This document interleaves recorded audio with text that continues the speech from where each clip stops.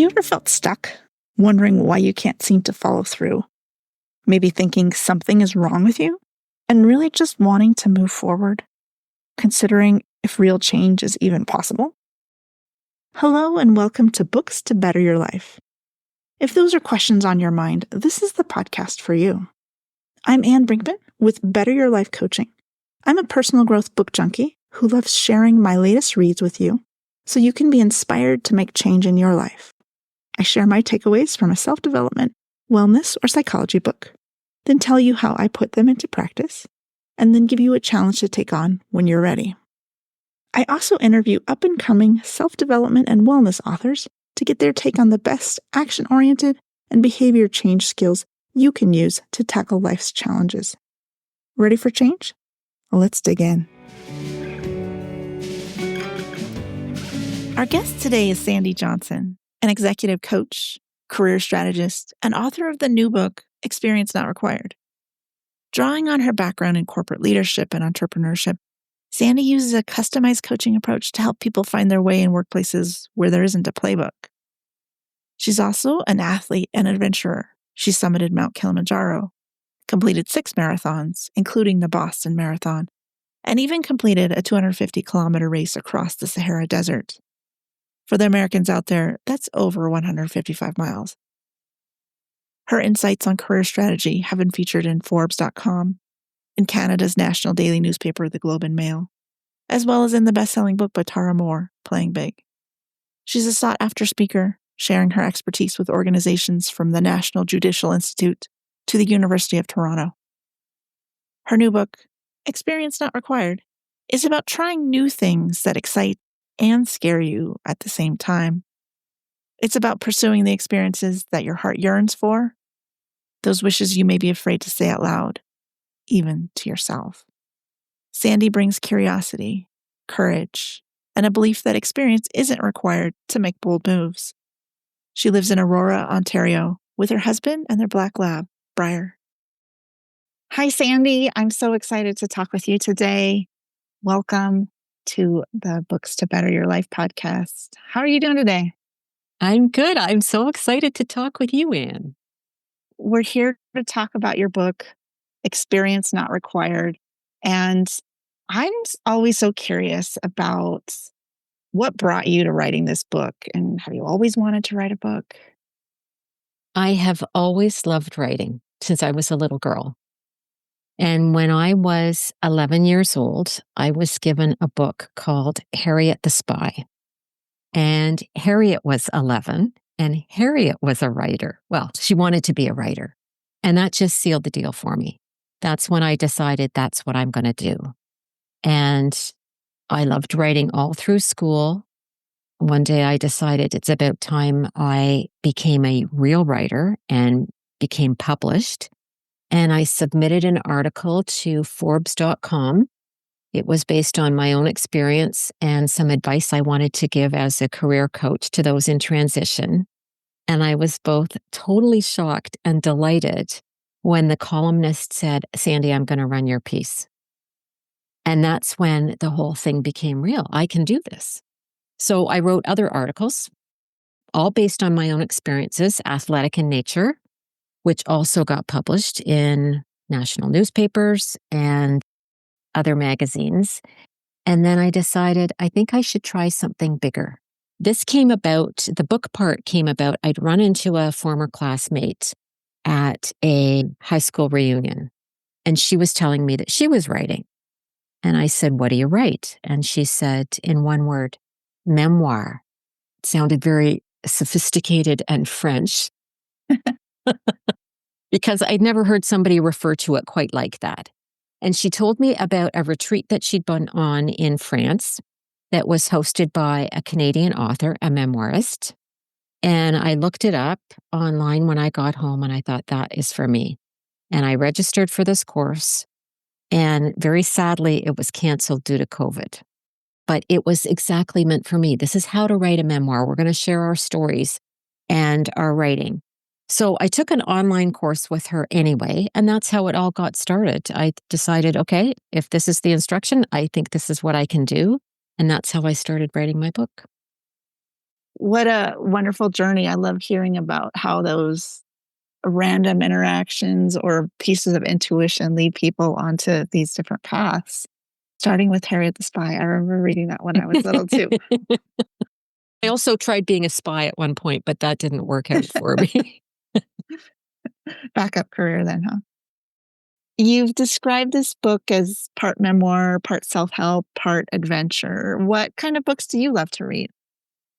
I like a variety.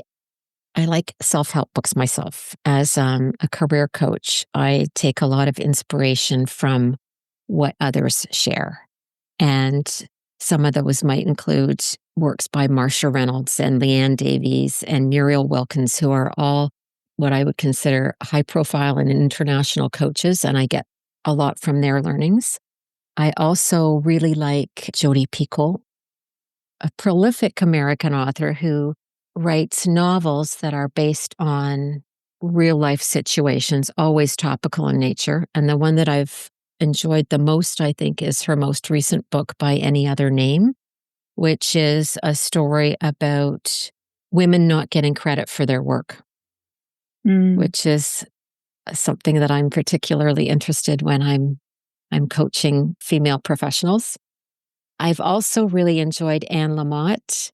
She wrote a book called Bird by Bird about writing, which has been very informative for me. Also, other memoirists, Danny Shapiro and Alison Waring is the name of the author who held that retreat in France. And her work is really captivating for me because it comes with such humor. She's been able to inject humor into her real life stories. I hear the breadth from a lot of other coaches and self-help, and also that passions of yours, it sounds like, of Jodi, I'm going to say her name wrong, Jodi Picoult. Picoult. That sounds like a really relevant topic around giving credit where credit is due. To shift a little bit here, your book titled Experience Not Required shares that idea about doing things without knowing how. And I wonder what makes that idea really resonate for you. Well, my book is about the common theme to all of the stories in my book is that everything that I've done as my adventures that I've shared are things that I hadn't done before. They were all brand new experiences. And this made me a rookie. And I love that word. To me, it has such charm to it. It's given to the newbie, the person who hasn't done it. Very often on sports teams, it's a treasured and one-time only position. Rookie of the Year is always an award that's given out, but it also refers to if we're a rookie, technically we don't really know what we're doing. Or we may have a sense of it, but not the complete picture. We're not a master. We're not an expert. And yet I find that a lot of us, when we get to a certain stage of life, we are afraid to admit that we haven't done something before. We want to appear capable and experienced and even experts. And it can be embarrassing to say, I don't know how, or I haven't done this before. And I'm not sure why that is, because it happens to all of us. Of course, we haven't done it before. But what's the alternative? Not try anything new?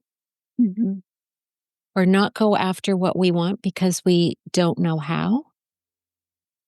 And instead, I believe you need to try it and be okay looking like an amateur. Be okay with, I may feel and look awkward. That's the only path to becoming confident, becoming skilled, getting to a stage where maybe you're really enjoying what you're doing it because you've acquired the experience. And what's life for if not to experience new things and pursue those things that we want? Yeah, I hear that embarrassment and awkwardness of being in that newness and all that things that bring up, and also a little bit of the freedom of being a rookie. That's interesting. The freedom of being a rookie is a freedom to, well, I'm not supposed to know what I'm doing anyway, so I'm just going to try whatever seems right. Can I tell you a story about me as a rookie in a sport I had never tried before? Yeah. My husband is an expert curler. He's in the Hall of Fame in his Ooh. hometown. Uh-huh. And it is a sport that requires a tremendous amount of skill, as opposed to my running, which is going as fast as you can from A to B. Mm-hmm. And although he's very talented and very experienced, he was willing to include me in a mixed curling team. And I was a rookie. I'd never done it before. So the other two on our team, she was an expert and her husband was brand new. And I had no idea what was going on. It's a very confusing scoreboard. There's a combination of throwing a rock and making it land, trying to make it land in a specific position. It's a very strategic game. Sweeping a broom, trying to make the rock go faster, or stopping sweeping so it slows down. It was, I said to my husband, this is like watching a foreign movie without subtitles because I couldn't hear anything from the other end of the sheet. And we were in a mixed group thing on a Friday night, and all of these couples are doing the same thing, but I can't really see what they're doing. And some of them are yelling at each other, like, that's not the shot. And you were supposed to do this. It was a date night. And this is one of the articles that I wrote that got published about lost in translation. It was so confusing to me. But I started to figure it out and I kept doing it and kept watching. And didn't we win our sea flight and get our names on the trophy at the end of the season? And those first initial nights where I didn't really get what was going on and hoped that I looked like I wasn't totally out to lunch and that I was somehow contributing and helping my team were really nerve-wracking for me. I didn't really enjoy it. It's not fun to not know what's going on. But if I hadn't tried that, I wouldn't have had the enjoyment of an entire season, meeting new people, playing a sport with my husband, and becoming more skillful. Yeah. Like, what opportunities are we giving up when we're like, Yes, yeah, I don't know how to do that? exactly.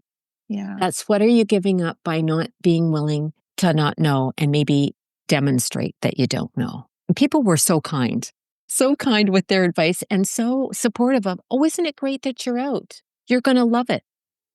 Looking back, did you love it or was it the end result that you loved? Like, did you love the experience? I did love the experience.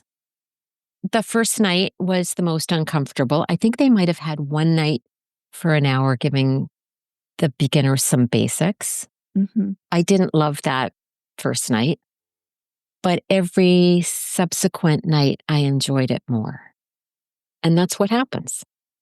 I think that's something I picked up in the book too. Even in a grueling hike like Mount Kilimanjaro, which is one of the adventures you shared in the book, the drudgery that can sometimes happen when we're doing these big things. And Mm-hmm. a couple things I heard in there, like keeping at it, and then that contrast of when the positive emotions do come at the end or whenever that is. And I get the sense of that the in between making the decision and getting to that place more of comfort. What do you think about kind of that in between doubt for you, or that in between that discomfort and that in the middle? I think you need to expect it, that it's going to come. It's a natural part of learning, it's a natural part of transition. No journey is going to be smooth from the beginning to the end. Yes, there's definitely, oh, what was I thinking? This is uncomfortable. I don't like this. Even I hate this. Why am Mhm. I doing this? This is all as a result of this is my own choice. How did I get to be here? And yet recognizing it's only temporary. Mhm. And if something's worth doing, there's going to be, I think anything in life, it's not just athletic things. There's going to be a stage of stuckness Mhm. or resistance, Mhm. usually from the person that's experiencing it. Like, oh, maybe this was a bad idea.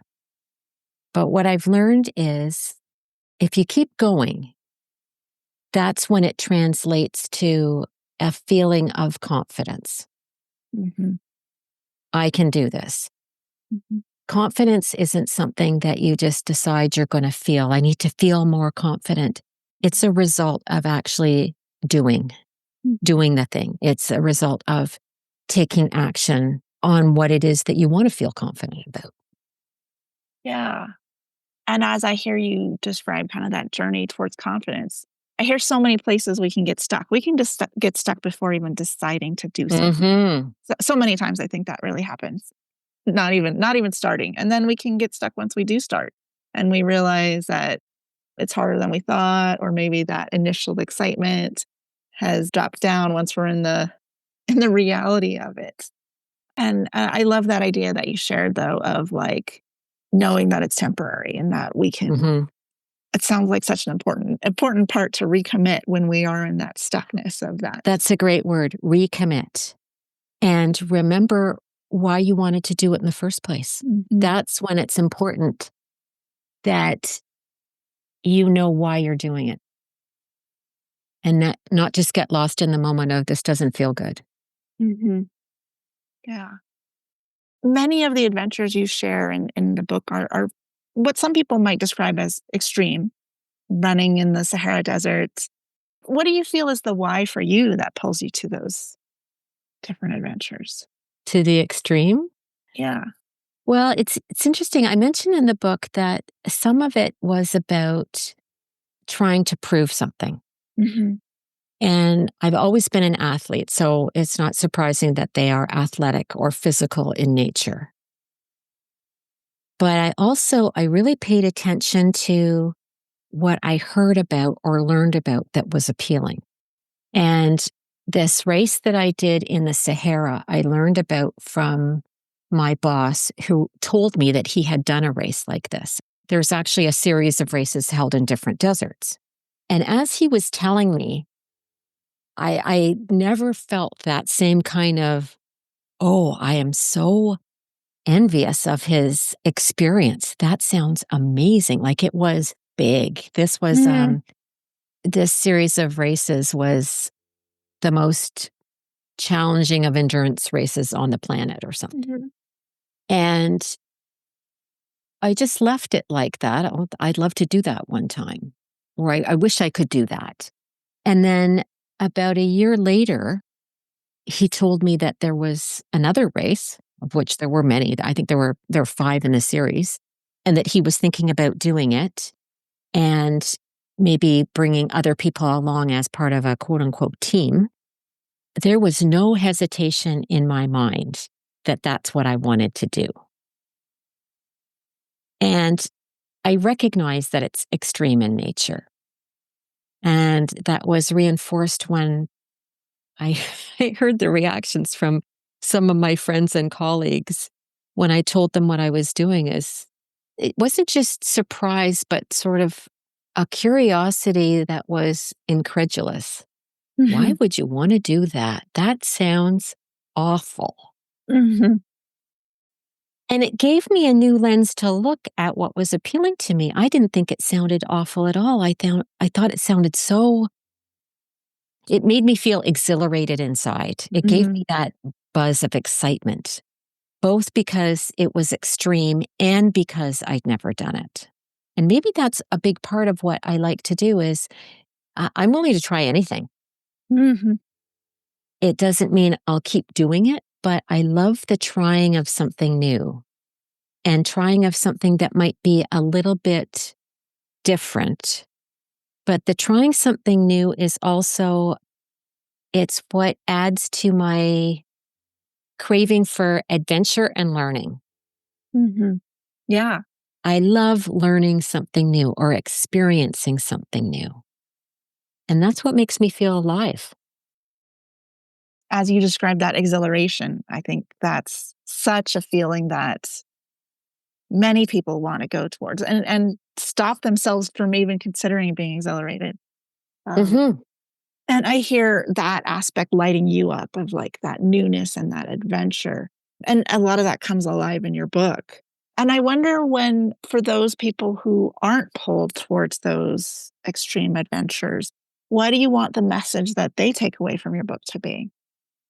That's a good one. This is So this is a story of my adventures. For you to take on the same approach of being willing to be a rookie and try something new, add some adventure to your life, experience adventure in your life, that's a very personal thing. Everybody has their own definition of adventure. It doesn't have to be traveling to exotic places or doing extreme sports. Adventure can be just learning something new, trying something different, trying something that might present a little bit of scariness or fear or the unknown. But what's important that is at the base of it is it has to appeal to you. Mhm. And that's what I frame as independence of thought, that it's easy to get pulled along with what interests your friends. If you are somebody who likes hanging out with a group, that if it's a new hobby or a new sport or a new activity, and I think we all like the community of doing something with like-minded people. Mhm. But if you're not into learning to play pickleball, if your friends are, or learning to knit or doing something that they're doing, the new activity isn't likely to hold your interest long enough to enjoy it, let alone gain mastery. Mhm. And what I would suggest is you need to pick something that you've personally selected. That's where you're going to get the satisfaction. Focus on what you want. You'll find a group that shares your own passion and will support you in your learning. Even in your description a moment ago, kind of around the friend's reaction to your drive to do that grueling race in Sahara. Your drive there was so strong that it didn't really matter your friend's reactions I'm to going to that. do it anyway. Yeah. Mhm. But the wonderful thing I learned afterwards was my friends who didn't want to do it still said things that I really treasured. They said, "Oh, Sandy, that was so inspiring." Mm. And I didn't understand what that meant, but it was, if you can do that, I can do the thing that I want. If you can do that, that looks so difficult, surely I can do something that I've been thinking about doing. That's where the inspiration came. Not to do what I did, but pursue something that was important to them. We all have our own things. Uh-huh. What you're showing is possible for you can light up someone to what's possible for them. And that idea of connection with others reminds me of a theme throughout the book around belonging. And at the same time, many of the pursuits that you had were very individual challenges. And I wonder, what do you see that overlap between the individual pursuit and that idea of belonging? The first adventure that I talk about in my book is a big trip that I took after graduating from university. Mhm. And the plan was I was going to go to Europe with a girlfriend, a classmate of mine. And in the end, she decided not to come, and I went alone. And I think that was, at the age of 22, that was a really big deal. I went for 3 months by myself. And that was before cell phones, and there was a postal strike, and I had no contact except very rare phone calls with my family. I was nervous and I was scared when I went on my own, but that didn't supersede the desire to do the trip anyway. Mhm. Some people are more independent than others. And for me, the doing what I want is more important than doing something with close friends.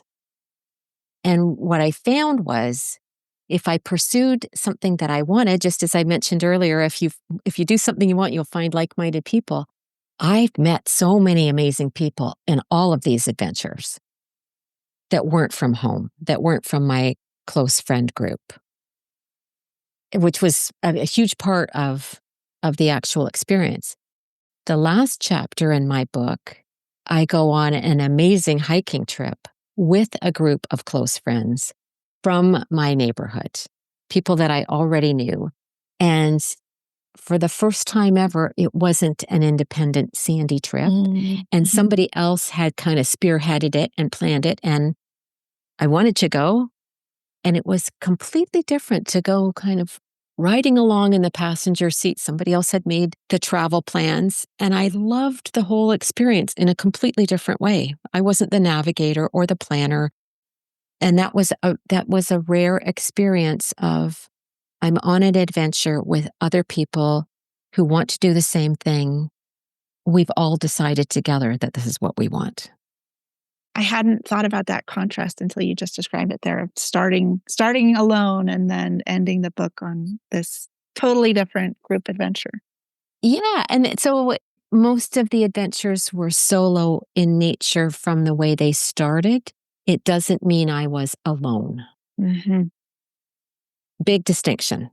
Mm-hmm. But there was, I think the common theme is a desire to pursue what was important to me. And along the way, I realized there were other people that wanted to do what I wanted to do as well. That goes back to what we were saying a moment ago, kind of around that, finding that community, the like-minded community. Like it kind of, you chose your direction and then it came up around you, sort of thing. Mm-hmm.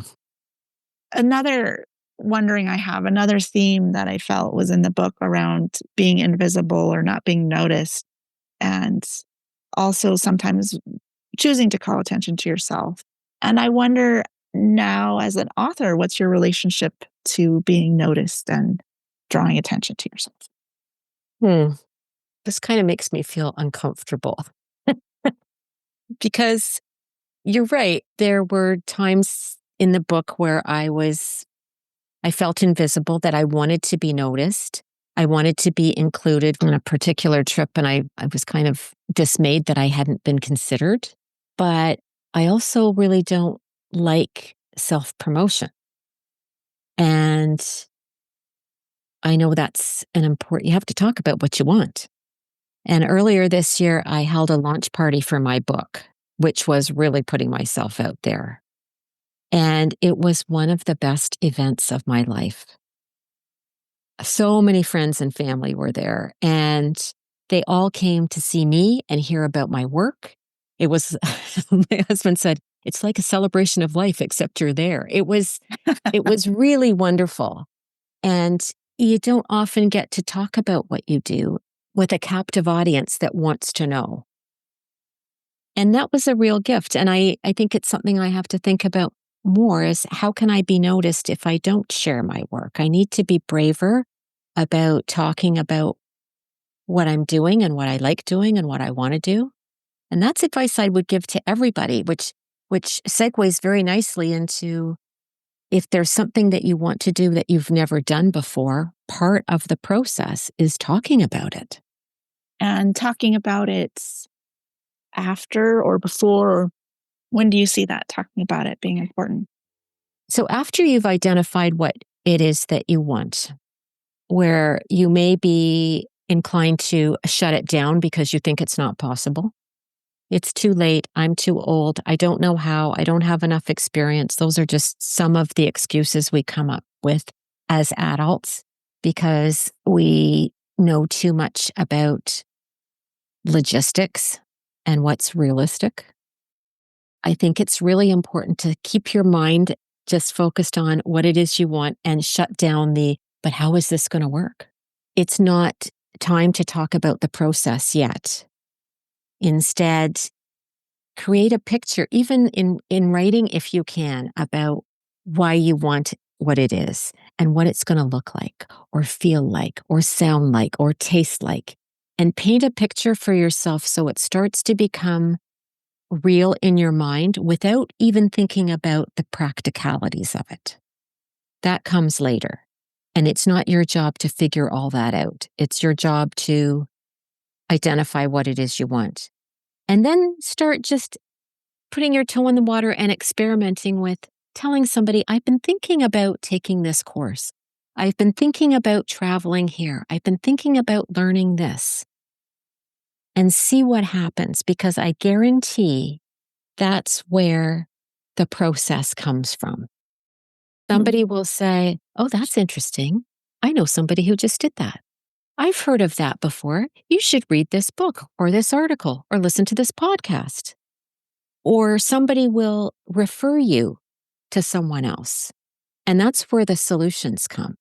It's amazing how much other people can help move your project or your desire along. You do not have to figure it out by yourself. And I think you'll also be surprised at not how easy it is, but how quickly things can come together in a space where you didn't think it was even possible. Mm. When we're little kids, we just say out loud, oh, I want to be an astronaut. I want to be the president. We say things because we have no idea about what's required to get there. And as adults, we know what's required. So we just shut things down as that's not possible.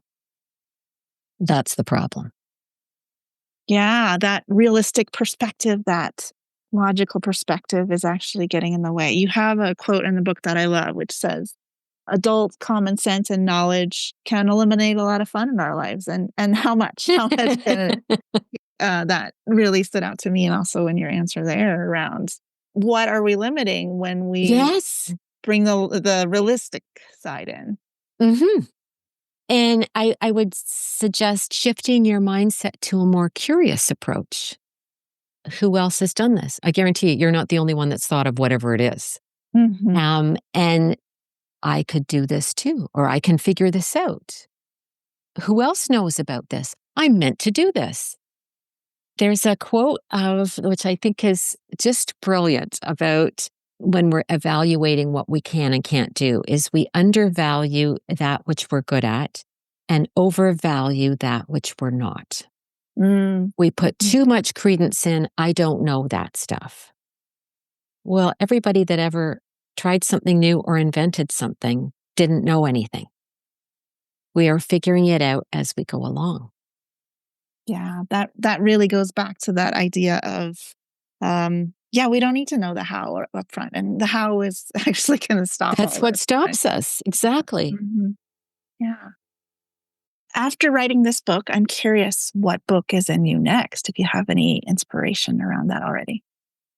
I have considered another book. I think memoir is my style of writing.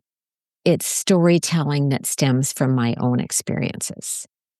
And the distinction between biography and memoir is biography is a story about a life, and a memoir is a story from a life. So you can write multiple memoirs. Mm-hmm. And my next memoir might be about my career because my career path hasn't been a linear one. I started it with a clear goal to use my degree in radio and television arts, and I landed my dream job very early on as a broadcast producer, but it's taken the most unexpected turns along with a few disasters along the way. Mm-hmm.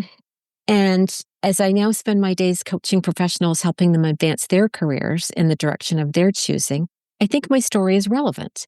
My story has funny parts, which are funny in hindsight, of course, and share a perspective about stages of our lives that we can't plan or they don't turn out at the time the way we expected or wanted, but they turn out anyway. And also I can see a theme of willingness to let things unfold instead of forcing them.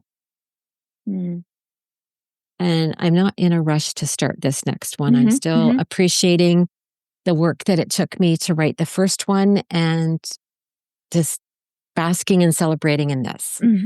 Yeah. As we close out our interview today, I'm wondering, what message do you really want our listeners and your readers to take away from the book? I want to share the motto that I have for my life, which is 3 words: dwell in possibility. And that is a quote by Emily Dickinson. And I have a magnet on my fridge that says this.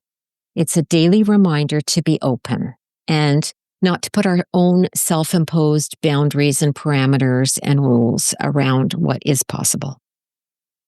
Be a rule breaker. Challenge what doesn't make sense. And it's only when we consider something bigger or better or more satisfying or something that's just more us, more of what we really want, that it can start to emerge. So these 3 words, I'd like you to think about considering what could be different to make your life more of an adventure. I love those words as that reminder of that whole message you just shared, dwell in possibility. Dwell in possibility. It's beautiful. Anything is possible. For our listeners who are ready to start reading your book, where can they purchase it? It's available on Amazon in both Kindle and paperback.